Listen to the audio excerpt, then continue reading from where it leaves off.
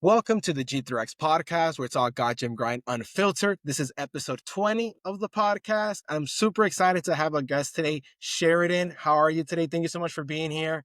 Thank you for having me. I'm doing pretty good. How are you doing?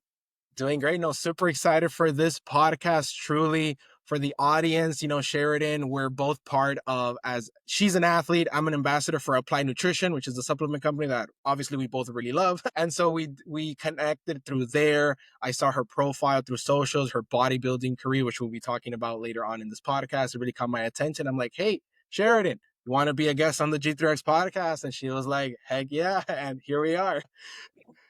Awesome. No, but super excited. So Sheridan, let me not steal your thunder, for the audience who might not be aware of who you are, give yourself a little bit of introduction, where you're from, what you do, and we take it from there. All right. Hi guys. I'm Sheridan. I am from Chicago suburbs. And then I also kind of now live part-time in Las Vegas. So I'm back and forth a lot right now. I'm a full-time college student. I'm 21 years old now, so I'm in my junior year, so I have one more semester left. I'm an accounting major too, which is pretty funny because being a bodybuilder and an accounting major doesn't really combine, but I'm taking two separate routes of things. But yeah, I started competing at 17 years old, and I'm in my fourth prep season right now. So yeah, it's a little bit of a background on me. Nice. Hey, I was a finance major and, I wasn't even into fitness, then getting into fitness, but I could say at least, hey, when it comes to running the numbers and all that, the finance background definitely helped a lot. Exactly. It can't hurt. Everyone's always surprised I'm not in like kinesiology, but I always say it's good to kind of keep like work and like hobbies a little separate. So Hey, I love it. I love it. No, that's awesome. And that's what definitely caught my eye when it came to that bodybuilding aspect. I know when it came in the form that you had filled out, you had mentioned you started at 17 when it came that interest in bodybuilding, correct? yes, correct. So let's get into that actually. Like let's start at the beginning effectively. Like what got you then interested in competing at that age? What fueled that drive at age 17? Were you like, was it family, people, or like, what sparked that interest actually? There's a lot of like factors that played into it. My dad, he started competing in bodybuilding at like 17. So he did that, but until his early 20s, he stopped. But it's kind of, I feel like one of those things, once you do it, it's like part of your life. So I kind of grew up with like at least like household like Jay Cutler, Ronnie Coleman. Like I knew those names a lot more than like most people did. So I always grew up around the sport. But I got into other things. I was in soccer. I was a dancer for about 13 years. And then I stopped dancing. I think that was like my freshman, sophomore year of high school. And then as soon as I stopped dancing is almost right when COVID hit as well. So I was bored in my house. My dad's like, hey, like, let's start lifting downstairs. And I was like, I don't know if I want to lift. So I did those like Chloe Ting ab workouts, tried to get a six pack in a week, and it kind of started it. And then I joined Planet Fitness a couple months later from there. And then honestly, like, it was one of those things. As soon as I started lifting, I was like, hey, dad, like, I want to compete in bodybuilding. And then literally, like, I think a week later, he found my first coach that I used that was local and everything. And I did my first show probably within like 6, 7 months of joining the gym and starting to lift. I kind of always had like a little more muscular build, but I always say my first show, I was so small. I did not have a big foundation of muscle and everything, but I wouldn't change it for the world. Even though I was a little twig stepping on stage, it definitely was what kind of lit that fire underneath me for the rest of my bodybuilding career. So yeah, that's kind of how I got into it and everything. So family things and kind of outside factors as well. That's so dope. I mean, I think that's super cool, when you have kind of like that background in a sense, or let's say your families that were into bodybuilding. So it kind of gives you that exposure, hey, Jay Cutler, Ronnie Coleman, right? It's like the OGs, legends for sure, no doubt. So that's so cool. In my case, I would say that no one really in my family was into fitness. Like, yeah, I had my uncle who would go to the gym, but it was just like regular stuff. So at least that's what, let's say, sparked my interest. But I always think it's super cool for sure when people have that background of other people, other family members or people around them that were into that bodybuilding world. Cause I think it just gives you a different, like you said, a different level of drive and let's say, I would say connection to bodybuilding versus, other people who see it from the outside world is like, hey, they're just, let's say, guys in underwears or something. Like, he's like, no, it's like, there's a lot more to it if you really Oh, get it. So I think that's super cool. oh yeah, it No, was really cool too because having my parents, they did it with me. You know, my dad actually, when I told him I wanted to compete, he goes, I might as well too. So he prepped with me. And then my mom, she's like, I'm not stepping on stage, but she did my exact diet with me the entire time. So when you have the whole family doing it, especially at 17, when it's like dieting that hard, it's like really strange to do at 17. So when you have your family doing it and you don't even have any junk food or anything in the house, it makes it a million times easier. So I'm really blessed to have them like support me through it all. And they've, since day one, you know, they've been doing all the crazy stuff with me, which is really cool. I love it. Actually, and talk to me that I know the nutrition is always one thing that definitely, like they say is like, I forget the exact numbers, but they say X% in the gym, but like the rest is all through like diet and so forth. Oh, yeah. So talk to me about that. Let's say 17, you really weren't, from your story, what you're telling me, you really didn't do any kind of weightlifting before. You got into weightlifting.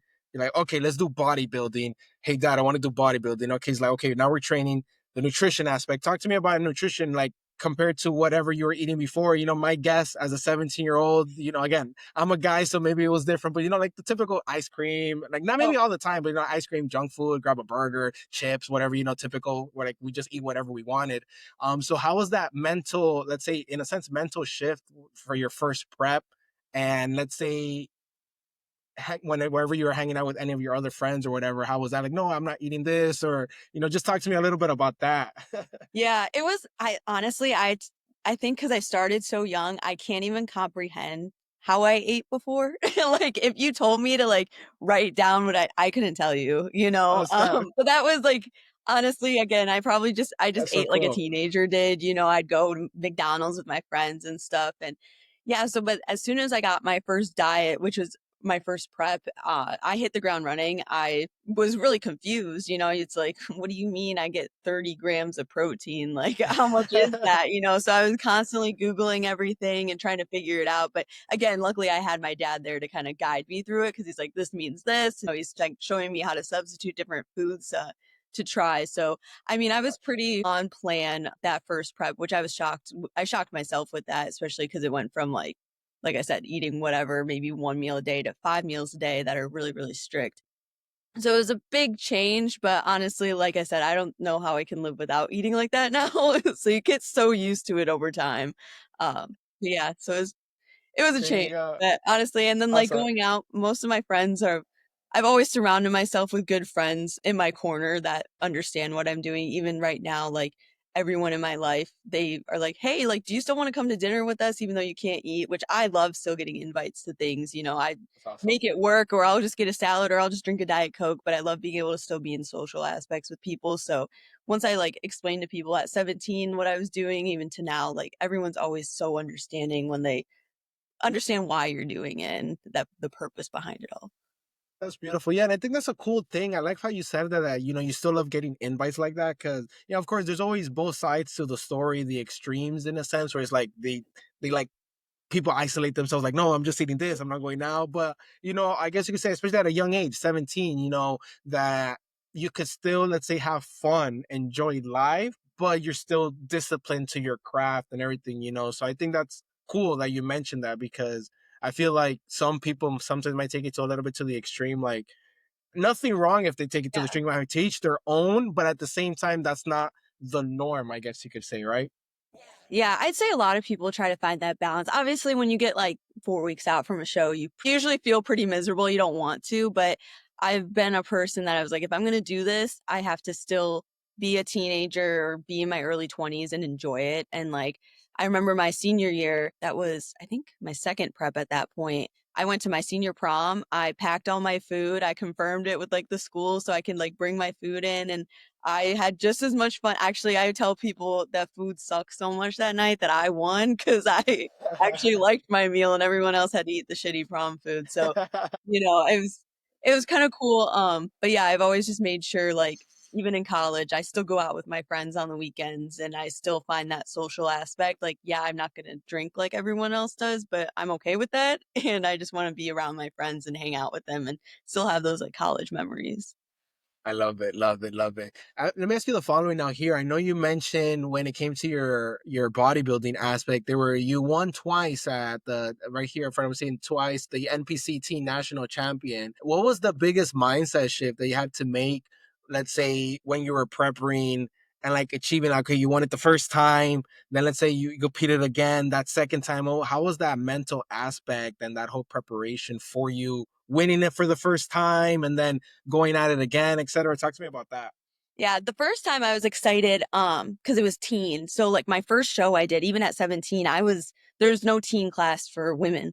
So I was going up against like people of all ages and everything. So to have beaten anybody that was on that stage was really like cool for me because Wow. I think it was like 25 was like the next girl's age that was like close to Wow. me. So it was a pretty big age gap. So going into teen, I actually almost felt a little more relaxed. Even though it was a nationals thing, I just knew it was going to be more like a more fair competition, I guess, like for my age. So the first one didn't freak me out as much. The second one actually was what freaked me out more, which was my last season. I did a state show and then I did nationals. And that was when I switched from figure is actually what I started off with. And then I went into bikini. And just because bikini just has a lot more numbers, I didn't know what I was going to be going up against. I didn't know who was going to show up because again, bodybuilding's a sport. You could have one of your best looks and, one genetic freak steps on stage and you, you lose it. And also coming back as like a person that has the title and coming back and trying to get it again, it's always a little bit more pressure, Right. because it's kind of a name. I remember actually that year they put me on the poster for the nationals, which was really, Oh really cool. Like I wow, was that's so at cool. NPC Universe for my dad's show and I like looked, I was like, oh my God, that's me. But then I was a couple weeks out at that point. I was like, oh my gosh, like people like are seeing me and then they're gonna recognize when I'm there at nationals again. So yeah, it was definitely a lot more pressure the second time around, but again, I really enjoyed it. And then the second time I actually did the collegiate as well. I got second in that. So yeah, it was really exciting though. Honestly, I get the nerves every year, but it's more exciting and fun if That's anything. so cool. No, I like that. Yeah, no, for sure. And I imagine, I mean, seeing yourself on a big poster or something, that's something to remember though, for sure, right? Yeah. I love that. I love that. Now, talk to me now. I know as you mentioned, you're prepping now, correct me if I'm wrong, for your fit model division, correct? Yes. Or Yeah. okay, so talk to me a little bit about that. I'll be totally transparent when Mhm. it comes to like the different divisions and so forth. I'm still getting used to like knowing the differences. Oh, I there's like so so it's much. like yeah, yeah. So like if you want to talk to me about, let's say, what's the difference between that one versus the one you were before, any changes that you're prepping for this one versus what you did in the past, you know? Yeah, yeah. So yeah, Fit Model is actually their new division. So this is the first year it's a thing, which is really cool. And then as soon as it came out, it was a conversation I had with my coach. And I was like, hey, like, do we keep on this bikini route? Because that's what we've been building for this past like off season. I did. It's been over a year. I was like, are we going to keep building that way or should we try out this new division? And we sat down and talked about it a lot and we decided to try out the new Fit Model division. It's a step kind of below bikini. So, less muscle density, not as lean, not as hard, almost more of like kind of like a beach body look with more muscle, if that makes sense. It is really tricky right now because it is so new. They're trying to figure out what that standard is. And Mm. it's true, one show it's like a person that's a little bit softer, the next show is someone that has a little bit more muscle. So we don't really even know going into it what 100% they're expecting. But my prep looks so different this year than has in the past. I'm only doing like a 14-week prep right now, which usually I think my last prep was about 22 weeks. So Oh not wow. as much. I did keep pretty lean in my off season because I've been dieting year round. I didn't really take any time off. So we kept my body fat down quite a bit. So I don't have to diet as much anyways. But yeah, my food's still pretty high. I'm less than 9 weeks out now. And I'm still eating a lot of food, but I'm dropping weight and everything. But yeah, so it's kind of like we're going into this. I think my coach and I kind of have an idea of what we want for the division in our heads.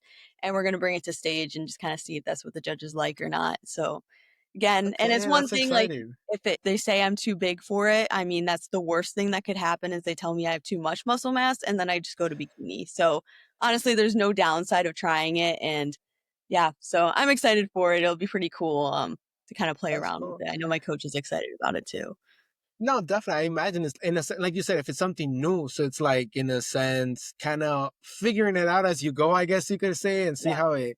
And then let's just out of curiosity, then let's say if they do say no, oh, you have too muscle in that same, let's say competition, etc., you can switch to the other one, or how would that work? No, so actually, I'm assuming there's a time yeah. gaps, etc., right? Yeah, so with Okay. the new division that they have, you could usually cross over. So like you could do like figure and bikini in the same show. With this new division, you can only do fit model or bikini. You can't do both. So I would do the first show. If they tell me I'm too muscular, whatever, I think that would be a point where my coach and I would sit down and say like, do we prep harder? Like start cutting calories down, lean me out Gotcha. more? Or is it something that's like, do we take a couple months off and then maybe pop into another show at the end of the season? So it's going to kind of this whole season, this competition season, I'm trying to go in without having like a huge plan and just kind of seeing how cards fall into place and, Nice. go with the punches this year. And would you consider yourself, let's say, if this is the right term, would you call yourself a little bit of a risk taker when it comes to like different decisions in life or so forth, or sometimes depending? It depends. I'm a huge planner in life. So, Okay, you okay, know, okay. um, so like as much as like, yeah, like I'll take risks with certain things, I also kind of like when I somewhat know how the outcome will be. So that is why like this new one, again, like not knowing exactly what they want is kind of freaking me out a little bit because it's like, like Okay, what do we even bring to stage? Like there's no standard right now. So, we're kind of gotcha. just this physique Yeah, looks good to us, let's pop it on stage and see what happens. So right. And yeah. that's what I wanted to ask because it was like, hey, because exactly, I'm like most, let's say, bodybuilders that I've talked to in some other podcasts say very similar, like they're planners, and it makes sense, right? You have X weeks to prepare for the show, so you have it all planned out and everything like that. So you have your system, you stick to your plan, like they say, hey, stick to the plan, stick to it. And so the fact that, let's say, in a sense, you were willing, even of course you talked it over with your coach, you discussed, you were willing to, let's say, in a sense, jump to that unknown, if that's a correct, at least the way Yeah. I see it. Yeah. And for me, I always like finding those little gems in people's stories because I think it's very valuable. Let's say my side is entrepreneurship, building G3X Fitness, this clothing brand, doing this podcast, right? There's always a lot of unknowns, right? And in entrepreneurship, there's definitely a lot of unknowns, right? You could always plan things out, but there's a lot of things you just don't know. And as we were talking about earlier, you figure that out as you go, going with the flow. And some people aren't comfortable with that at all. And hey, that's fine. Again, it's to each their own. But I thought it was super cool that even though you, like you said, you are a planner, you like having things, detailed, planned out, at least you were still willing to take that little, as I like to say, jump to the unknown, that little risk and like, hey, let's see what happens. But regardless of outcome, at least you can say you tried it, you did it, you learned from it, whatever happens, happens. But at least you can say, hey, I did it, right? Exactly. Yeah, we're pretty hopeful. My coach is very optimistic right now about it, which he's just again someone I just trust so much, and I've got like gained so much respect for him. So I know he wouldn't lead me down a path that like it wouldn't go well. Like he's very ambitious about this right now, and I'm really excited with how excited he is about how my physique's looking in comparison to the division. So yeah. Love it. And let me talk a little bit about that as well when it comes to, let's say, your coaches. What would you say, let's say, from initially, let's say your dad who like trained you initially, and then, let's say you getting your own coaches, etc. How would you say was that transition, or in a sense, that hunt, for lack of a better word, hunt is probably not the right word, but that search. Yeah, search is a much better word. That search for your coach, like what were you looking into? Maybe your dad helped you find those coaches, or based off of your dad, you created your own criteria to then look for a coach. Like how was that process? And then what's your recommendation for people maybe getting into bodybuilding who don't have a coach as to what to look for in a coach? Yeah. Yeah. So my first coach for my first season, I love him to death. I thank him all the time for like where he got me in the sport and everything because he did my first 3 preps that I've done. It was great. Honestly, he did a macro plan, which is like, you get coaches either do like a macro plan or a meal plan. So macros is like you have to eat this amount of macros per meal. And then a meal plan is like you're eating this much chicken, this much rice. Like you don't get as much Okay. wiggle room. I think the macro plan was really good for me to start off with because yeah, I would get so burned out of chicken and rice all the time if that's all I had to eat at 17. He was great. He did weekly posing and stuff with me, which is good. I could go in and train with him whenever I wanted to. It was obviously it was a prep. It was strict and everything, but I had like a little bit more leniency. It wasn't as hardcore. We didn't really focus as like when I was done with my season, I was done kind of bodybuilding for a little while. I had fun with my life and I did that. So I did that my first 3 years. And then coming out of my last prep, after my nationals show, I kind of took a step back and I was like, I really want to be able to go to this next level of hopefully getting my pro card and everything. At that time, we'd been going out to Vegas a lot. So that's when I actually met at the Dragon's Lair my coach now, Nick Coey, and he is a IFBB. He did men's physique and now he's in classic physique and just a big guy. So, it's like he's like one of those people. His physique is insane. I was like, I gotta talk to this dude. And then we also knew one of his clients too, which really, he said he was a great coach. So I reached out to him and I was like, hey, like, can we just sit down and talk? And him and I, had a long conversation about like what I want out of a coach and, what he expects from his clients because he expects a lot from his clients. And, at the end of the day, he was like he he was going to be a lot more strict with me than my past coach was, which I was ready for that at that point, to have that. And then I remember like within a week signing on with him, it was like, this is game time, like chicken and rice, like for the past year, it has been chicken and rice, beef and like not a lot of wiggle room. And then obviously him and I, like, we've been able to bounce off. Like I started getting like a weekly cheat meal and stuff. So I could go and enjoy time with my friends and family at dinner and stuff. And, we've eventually got that balance down with each other. He's very understanding with me being in school and prepping and stuff. We wanted to make sure like pick a show that I'm not a week out from. Like I'm in Yeah, finals a right, week right. out from my show and I can't even think during finals week. So it was kind of like, again, love my old coach. I love my new coach now. They had different purposes for my career in bodybuilding and stuff. And it just kind of was taking that next step to be a lot stricter, especially in my off season. I just needed a coach that would be more year round and still very hands on with me. For people looking for a coach, honestly, it's sitting down and talking with them. You'll know right away if a coach is for you, if a coach isn't. I've had one coach that did like My Fitness Pal, which some people love locking everything on My Fitness Pal. I can't stand it. I don't want to take pictures. I just need a coach that'll trust that I'm following the plan? Okay. So honestly, it's just a relationship thing and just kind of building that connection with somebody because it's a huge investment in your time and you want someone that you trust and they trust you. Yep.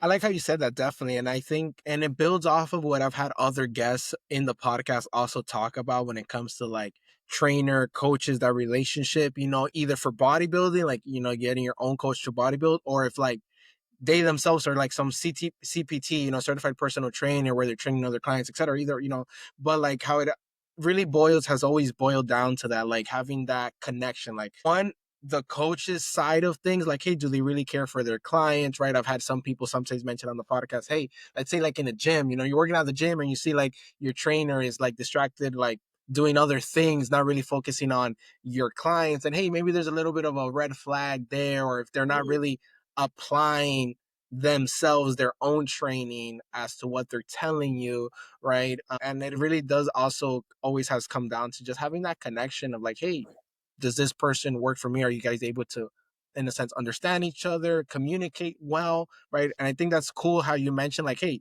you find out My Fitness Pal is not for you, taking pictures of everybody, you like you have that trust with your coach, that your coach like, hey, I know she's putting in the work, and then like, hey, I know he trusts me that I'm putting in the work, and there's that level of trust and communication. And so I think it's clutch. And that applies anywhere. Like, let's say in business too, you have a partner in business or anything else, you want to have that trust communication. So I think that's super cool. And I'm glad you're able to find the person to get you going. So that's super dope. I know you also, if I'm not mistaken, I believe you even have them. Correct me if I'm wrong. I couldn't help but notice is like they're the ones that you have tagged on your bio then, correct? I think My coach. on your coach, on your IG bio, right? Yes. Yeah. Yeah. I tagged him Nice, in it. nice. That's awesome. No, I love that. I love that. And that's just further proof to show you how much of an impact clearly they had on you. Cause not gonna, let's be real, no one's gonna put some random person on their bio if there's not some good communication or let's say respect towards that person, or let's say admiration, etc. So that's super awesome. Now let me ask you this. I always wanted to mention, let's say bodybuilding, again, as we talked about, you started young, 17, now 21. So let's say 4 years doing it. What would be your pieces of your, like, let's say words of wisdom or tips, strategies, advice to, let's say someone in their 17s, young teens, young adults, teens that never done bodybuilding, want to get into it. What were some things you wish you had known back then that you now know now, be it from either training, nutrition, mindset, whatever the case may be, that you would give as advice to those people?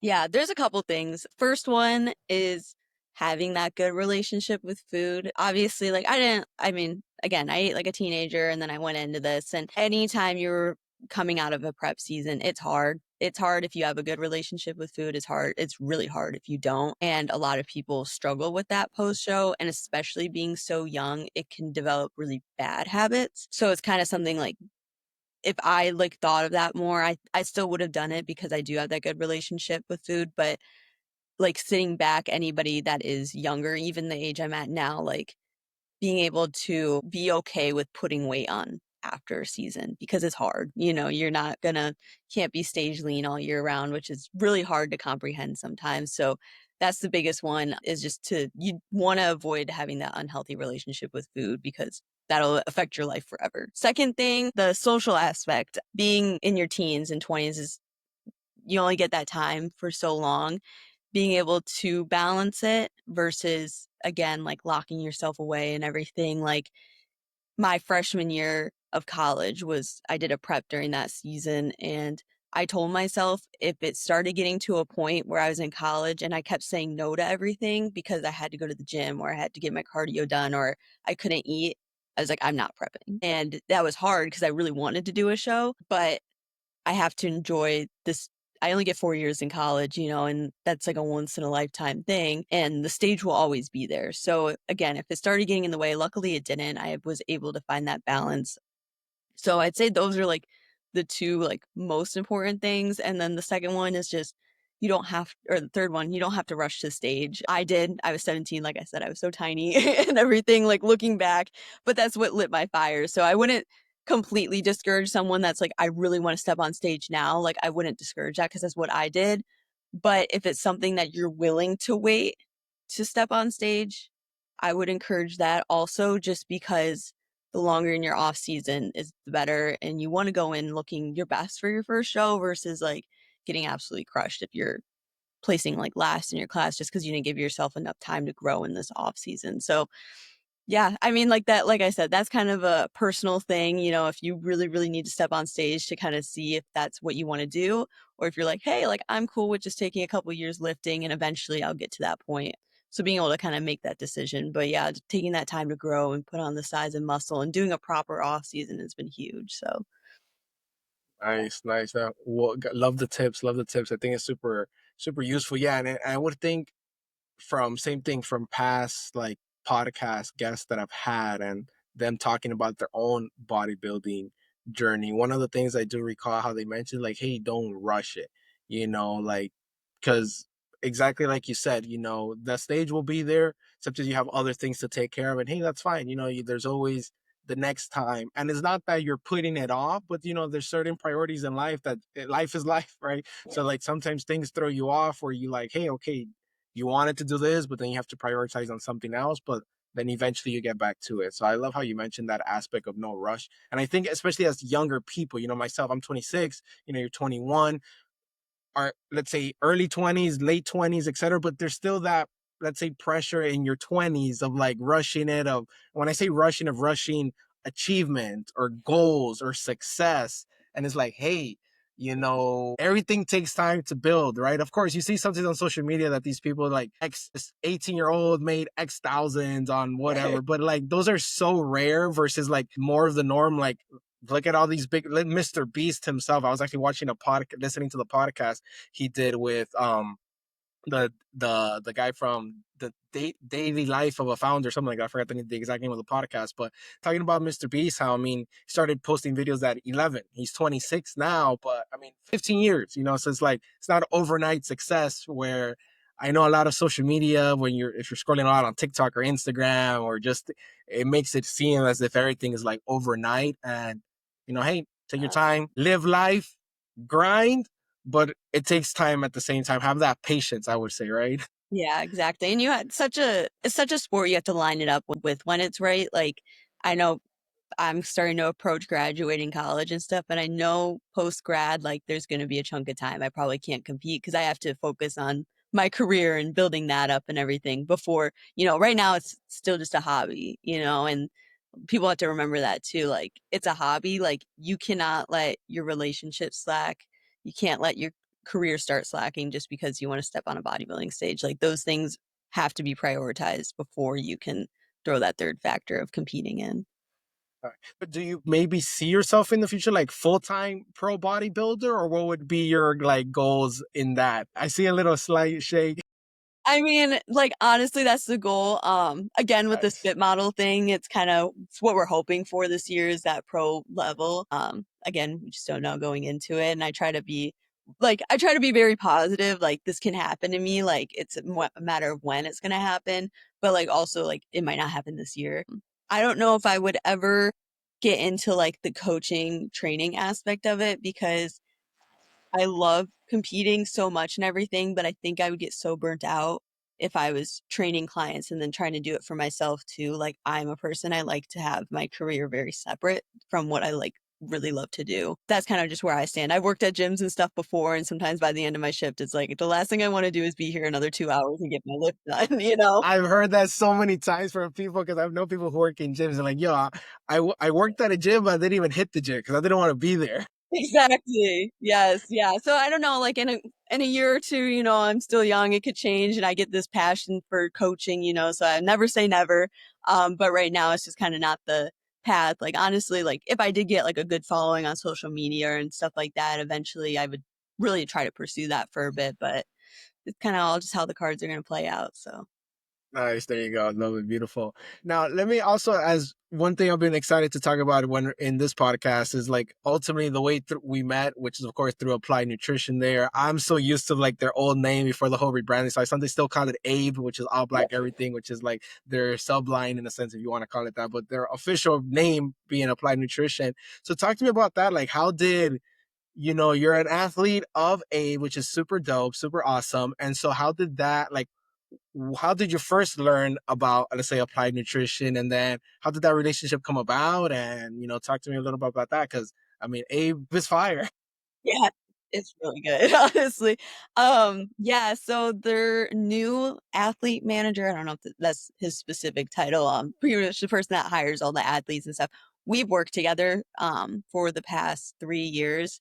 He transitioned over to AN and I kind of stopped with the other company I was working with and everything. And we've always kept in touch. I mean, I think him and I have known each other since I was 18, I think is when I Oh, officially nice. kept in contact with him and stuff. So it's been a while. And as much as like, yeah, it was a business thing, he had friends that actually we had mutual friends from me being out in Vegas, and he had friends out there that like I would meet at the gym and stuff. So lots of mutual connections and everything. And, just keeping tabs on each other's lives all the time, even when we both kind of left this company and everything. So then we just were talking. He's like, hey, like, are you competing soon and everything? And I told him I was.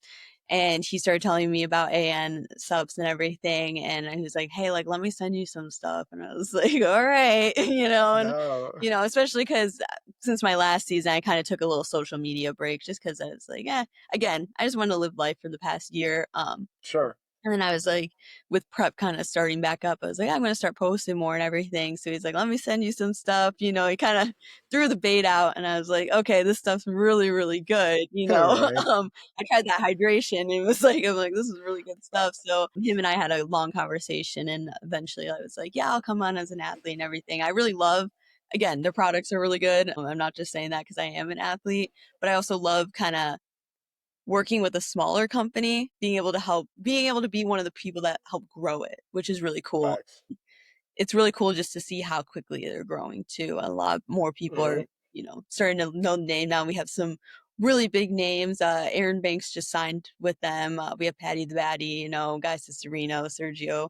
So it's some really big names in bodybuilding and beyond too. We have other athletes and stuff, and it's just really cool. It's a lot of opportunities and stuff that I'm excited for. I know my manager, he's so excited for everything too. He's constantly texting me like, we're going to have this coming up and this. And yeah, so it's just fun. Again, the products are great, but the team's also just amazing to work with.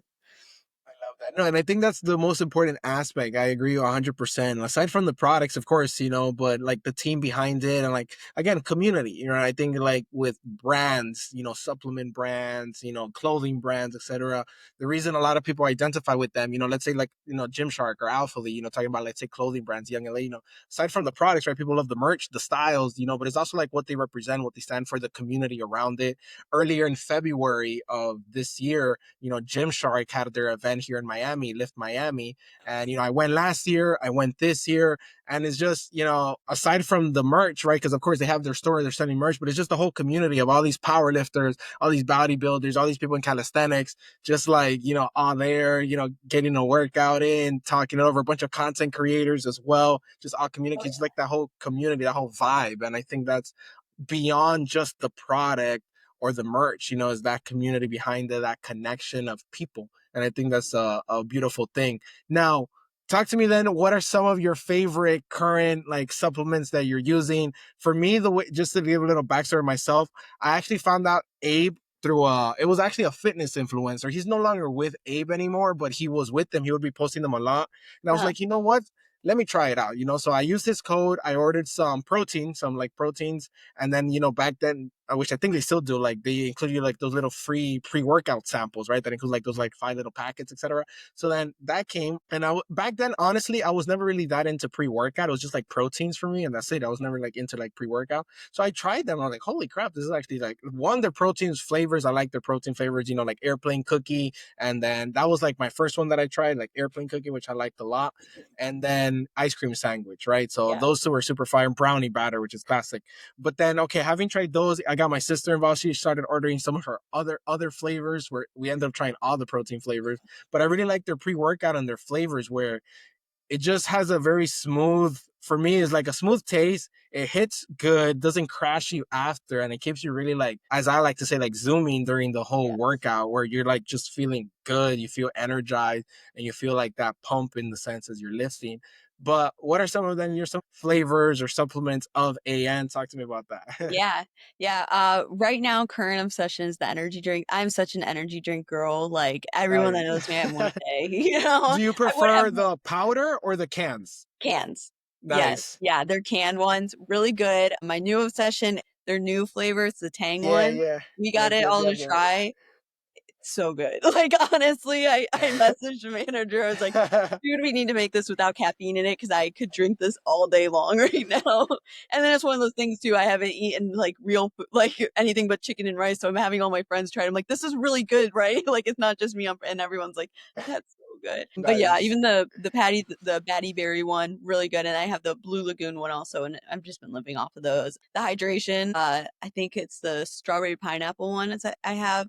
I That want one, to try that one. I haven't tried that one yet. it's so good. And then I also have, so the pre-workouts I have are caffeine free. Like I said, I usually drink Nice. energy drinks, so I try not to have too much caffeine in a That's day. smart. That's smart.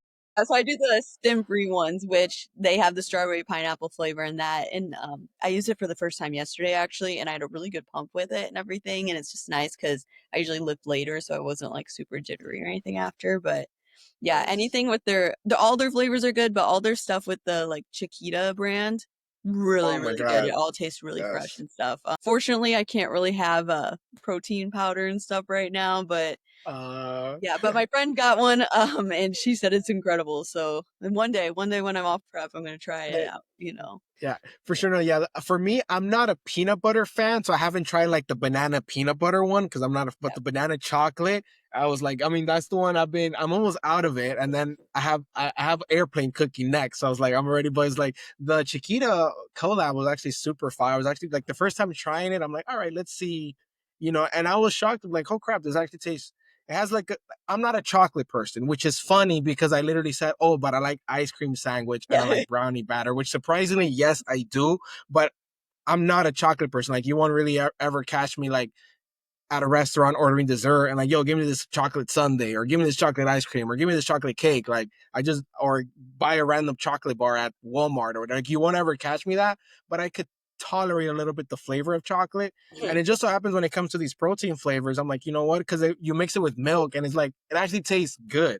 And so from a guy who actually doesn't like chocolate, saying the banana chocolate is actually a super fire flavor, it's like, yo, it's a super fire flavor. Oh So yeah. if you haven't tried it, if you end up trying it, for sure you won't. If you like banana, if you like chocolate, then you're definitely gonna love that flavor for sure. Oh, yeah. Yeah, no, but yeah, everything's been great. And I have friends that are kind of newer to supplements and stuff. And they're always like, Sheridan, like, where should I get my supplements? I'm like, well, what else am I going to tell you guys, Yeah, But facts. they try it and it's cool when, especially people that haven't really had supplements. Like I get to a point where it's like I'll just take it to take it, you know, and it's like whatever.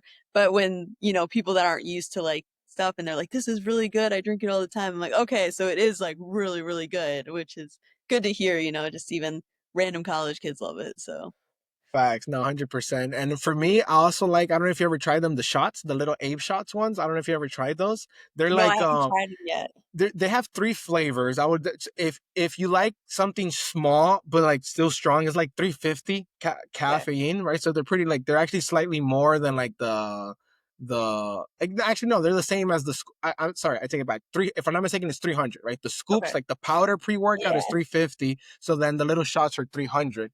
Okay. And it's like smooth, like a small little, you know, like a little, like those, you know, when you go to Walmart and you see those 5 hour, like that 5 hour energy thing or whatever, that you Yep. kind of like that same size bottle. And they have three flavors, which is like, the blue raz, which is like one of their like staple flavors, blue raz. Then they have this grape one, and then they have like a batty berry, if I remember correctly, or like a fruit punch. I forgot the exact name. Yeah. And off fire, you know, you just like look, you know, it's like Yep. it's literally like if you're taking a shot. Like look, Yeah. you take the shot, and like, all right, I'm ready. You have to be, in my opinion, be careful. I have to be careful with those because it's easy to like, let me take another one. No. And then like now you're like 600 or 900 if you take it there. Now you're now asleep until like 5 in the morning. Yeah. Literally. Yeah. Let me ask you, what's the most like amount of calf, like scoops or anything that you ever taken? For me, it was 900. I took 2 scoops of a pre-workout, which was 450. Put 2 scoops, 900. I couldn't sleep till like 5 in the morning the next day. I was just in my bed like that. I didn't get jittery because I don't get jittery or anything, like me personally, but I was just there in my bed like, damn, I can't sleep. I'd say like 400 is probably the max, but I really try Okay, not to do that. that's Like I said, smart. I'm No, you're usually like smarter than me. energy drink or coffee, sometimes both. But I am a person too, I'm so used to it. Like my friends and I will be out studying at like 9, 10 p.m. and I'm drinking an energy drink. They're like, you're not going to sleep tonight. I was like, actually, I'm going to go sleep like a baby because the caffeine Yes. just doesn't. I almost think I should do a cleanse for a little bit because then it probably would work a little bit better. But I'm kind of, again, sometimes it's just the flavors, you know. I just love like the I know flavor of exactly an what you energy drink. mean. I can't pass It's it like, up. why drink a soda when I could drink an energy drink and it's like no calories, no sugar, and it's like Exactly. drinking soda. It's like, that's what, next And thing it you know, has a you're like three purpose. cans in. Yeah, it has a purpose. Yeah, yeah, exactly. I remember once with um another brand actually, and I was just like casually like, lunch, okay, my lunch with a energy drink. Then it was like a little snack, and next thing you know, I had taken like three, and I had taken them pretty like maybe within an hour each, you know, because like a little snack, oh, let me take another, and you don't notice it. And then that was like the one time that I was like, crap, I'm a little jittery. And I'm like, let me count. I'm like, oh crap, I've taken already 3 cans. Like, yo, let me stop. Like, let me calm the heck down. It's crazy how normal that is too. I know my boyfriend will pound down like 4 energy drinks a day sometimes, especially when he has games, and I'm like, "That's insane." You know? Yeah, I Even know. my coach, he would see me come into the gym every day, and I'd always have an energy drink, and he's like, "Hey, like, you're only drinking one of those, right?" I'm like, "Yeah, don't worry. I'm smart about it." Yeah. That's too funny. Yeah, no, that's why they say, hey, they say women supposedly live longer. So there you guys, you know, us guys like little crack addicts with caffeine. Literally. That's funny. Now, a few more questions as you know, wrapping up this podcast. It's been super fun, Sheridan, having you on. But I also wanted, let me talk to you a little bit. I know you're in prep, so maybe it's a little bit different now in prep versus, let's say, normal. But let's say when it comes to like your split, your workout split, etc., what would be some of your, let's say, favorite days to work out or favorite exercises that you always look forward to? Yeah. I love shoulders. Like honestly, shoulders are my favorite thing. So I Hey, do those twice a week. My training's actually been the same for the past like over a year since I've been with my coach. It's changed slightly like in the last nice. couple months, but honestly it's been pretty consistent. I do 2.5 leg days. I have 2 full leg days and then one day has just like a couple accessories and stuff. And then I have 2 upper body days. I'm not training arms or anything, which I hate. I love training arms, but you know, right now I'm training for a division, so you have to kind of do what the division needs. But yeah, I'd say shoulders are what I always look forward to the most. Leg days, I love a good leg day, but I think because I do them so much that sometimes I'm like, I go train legs again. But then like every couple weeks, you know, you get that one just like insane like workout where you just like, I don't know, you just get in the Yes, mindset and you like really lock in and everything. And there's just nothing beats facts. a really good leg day. Like you can actually like completely destroy your legs. So when I have those are my favorite days ever. And I leave the gym like feeling defeated, but like great at the same time. Yeah. Oh my God. Yes. Yes. Like I thought it was just me, but yes, there's some days that you're just feeling and you're like locked in and you're like, damn. Sometimes I tell to myself, okay, how can I repeat this tomorrow? Like, cause it just feels so good. And it's Oh my always the gosh. leg day. Cause I feel like leg is definitely the one that drains the most out of you. Yeah, no, and it's like, it's like really good when it's just like you're like, I can't wait for my rest day, because you're just like Facts. so drained, but in the best way, because you've just been training hard. So yeah, but yeah, I kind of have love. Back's my least favorite. I just don't like training my back, but I'm doing it twice a week too. You do what you got to do. You gotta do what you gotta do. Yeah. Facts. I feel that's so funny. Well, and let's say when it comes to shoulder, like what would be your favorite exercise for shoulder? Like lateral raises, presses, Yeah, I love a good lateral raise. I think it's just because I can see what my cable, shoulders look. dumbbell, machines, I or do them no on preference? I like dumbbells. I do them seated or me do them Nice. standing sometimes. I think I just like it because that's when I can like really see what my shoulders look like. Yeah, yeah, yeah. Honestly, I'm such a person. Like I love seeing what my physique looks like at the gym. I love like just kind of seeing my progress and everything. So any movement that it kind of like makes my shoulder pop a little more, I'm like, that's really cool. I love it. I love it. Beautiful. Now, Yeah. Sheridan, as we're wrapping up this podcast, I always like to finish the episode with asking the guest, like, what would be their, let's say, after everything we've discussed from bodybuilding, nutrition, prep brain training, what would be, let's say, your number one piece of advice you could give to the audience listening from, your experiences in fitness, in training, in bodybuilding? Yeah. Honestly, it'd be like, don't be afraid to kind of be that oddball out. Again, with everything I've done it at a young age that no one else really knew what bodybuilding was and stuff, but so glad I did it. But there were a lot of situations where, again, I was the weird girl that brought her food to prom and, I'm the girl that, only drinks a Diet Coke when she goes out to eat and stuff. But again, if you surround yourself with the right people, they will support you in your decisions and everything, even if it is still weird to them and they don't fully understand it. But honestly, like do what you want to do with your life. Don't do what, the norm's doing just because, you don't want to stand out in a crowd. So I'd say that's my biggest piece of advice for everyone. Beautiful. Well said, Sheridan. And you guys heard that here on the G3X podcast. This will conclude today's episode. Hope you guys really enjoyed it. Sheridan, I loved having you on the guest. It was so, so awesome. If the audience wanted to follow you on social media, what platforms are you on? Where can they follow you? Sheridan.Bear and it's BAYR, and TikTok and Instagram are my main platforms I use. So you guys can check me out there, send me messages and stuff. I love answering all kinds of questions for you guys. Awesome. And if you guys are watching this on YouTube, pause the video, go to the description. Her socials will be there. If you're hearing this or watching this through Spotify or Apple Podcasts, you'll also see it on the description there as well for her platform. Give her a follow. She's awesome. And she's posting consistently her workout journey, fits, lifts, and everything. I see her different posts, and it's super fun seeing her like all her journey and everything. So give her a follow. She's awesome. She supports. And again, every Friday we upload a new episode, guys. So stay tuned. Give us a follow here on the G3X podcast as well. Until the next time, as we like to say here, God, gym, grind, God first. Hit the gym and grind it out, whatever life throws at you. Peace out, everyone. Until the next episode. Take care.